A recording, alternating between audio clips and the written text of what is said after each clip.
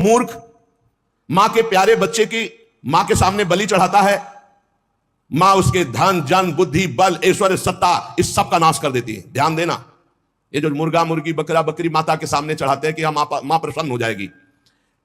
दीनहीन दुखी उस पशु को जो कुछ नहीं कर सकता है, तुम मां की कृपा प्राप्त करने के लिए मां के सामने मां के बच्चे को मारकर मां को वो खून चढ़ाकर तुम जानते हो मां प्रसन्न हो जाएगी। तो स्पष्ट लिखा है तुम्हारा सारा धन जन बुद्धि बल ऐश्वर्य सत्ता सबका नाश कर देगी वो मां, क्योंकि तुम उसके खिलाफ कार्य कर रहे हो।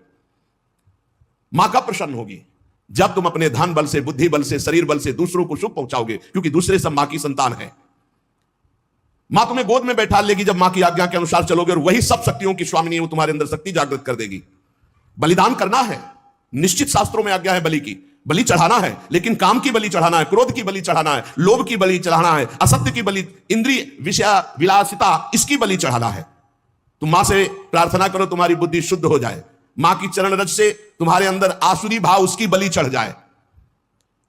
जब तुम प्रेम भाव से मां की आराधना करोगे तो तुम्हें जो परम लाभ मिलेगा वो दिव्य शक्तियां जागृत हो जाती है। और जब मां से विपरीत भाव किया जाता है, मां को भोग के भाव से देखो, इससे बड़ा विपरीत भाव क्या है? ये सब मां ही तो है विविध रूपों में, जननी ही शक्ति तो है।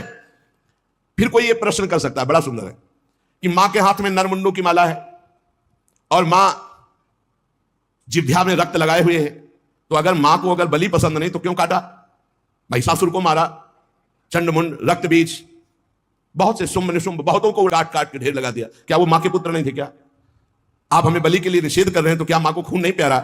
तो कह रहे वो मां के बच्चे नहीं हैं, हम ऐसा नहीं कहते, वो मां के बच्चे हैं, पर वो मां से ही भोग करने की भावना रख रहे थे और मां के उन सीधे साधे दुर्बल बच्चों की हिंसा कर रहे थे। तो अगर एक बच्चा ऐसा हो जाए कि पूरे परिवार को काट रहा है तो मां स्वयं काट देगी, वो अपने दुलार को एक तरफ रख के उसको काट देगी। पूरे विश्व की रक्षा के लिए इन राक्षस रूपी पुत्रों की मां ने स्वयं हत्या की और उन्हीं की प्यार से मुंडों की माला धारण की, जो पूरे चराचर जगत का विनाश कर रहे थे।